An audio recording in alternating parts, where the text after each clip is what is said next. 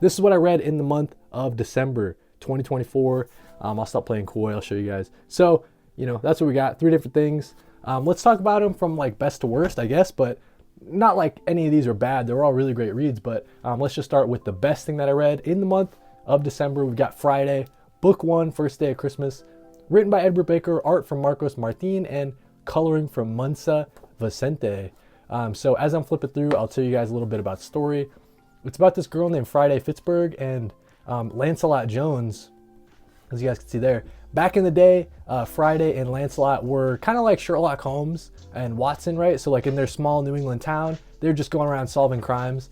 They were able to like work something out with the detective and the sheriff of that small town, and just solve crimes. It's kind of like I don't know, like not the Brady Bunch, but like those classic like young adult detective sort of novels that each book is a case or whatever. So that's kind of like the vibe that they're going for. So Friday and Lancelot, back in the day, they used to collaborate all the time and work on these cases. Friday has since left this small town. She went off to college, but she's back for the holiday break, right? So that's kind of like the setup for this story. So it's kind of like young adult detectives that are all grown up, and it's kind of like they're dealing with very adult problems, right? So they're not kids anymore, but this is kind of the vibe that they had back in the day, just solving all these different cases, having a lot of fun doing it.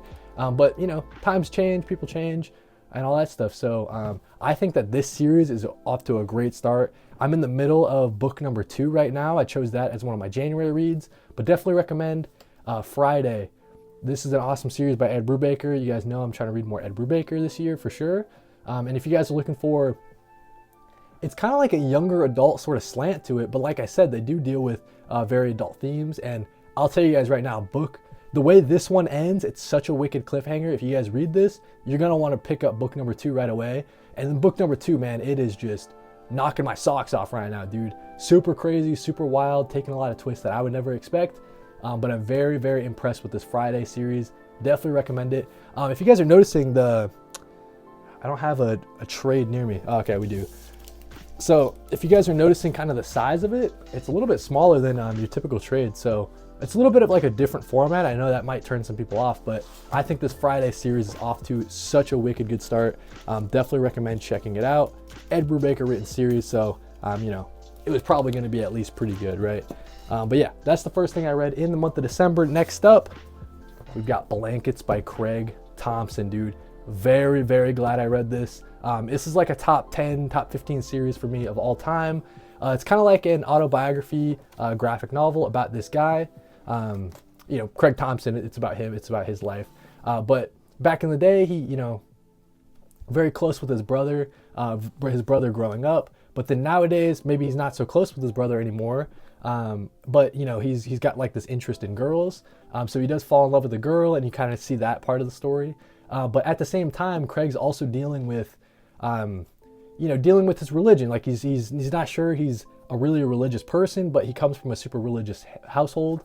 And it kind of, rubs him the wrong way. Like he's not really sure if the lessons that they're teaching are really, the right way to go about it, right? Like he think there's some friction between him and the church, I guess is the best way to put it. So it's kind of got that coming of age type of thing.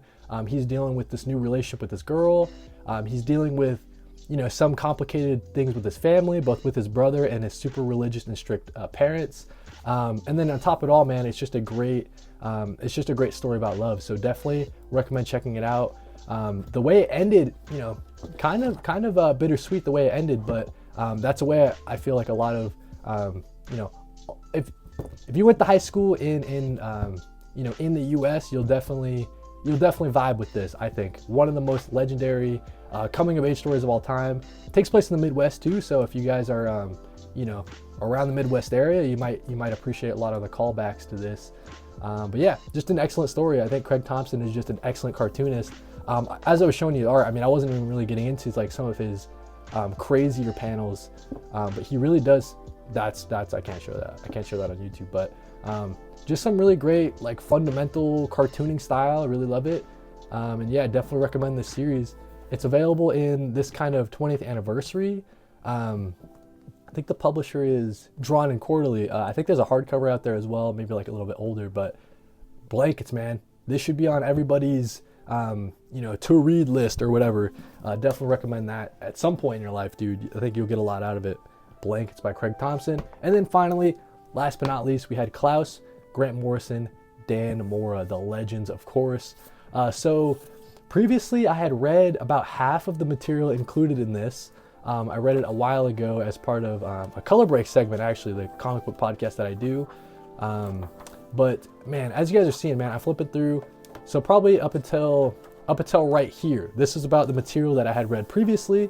So half of this collected edition was all new stuff that I hadn't read previously. And not to be like a bummer or to dissuade you guys from reading Klaus, I do think it's like an excellent series that you got to read at some point.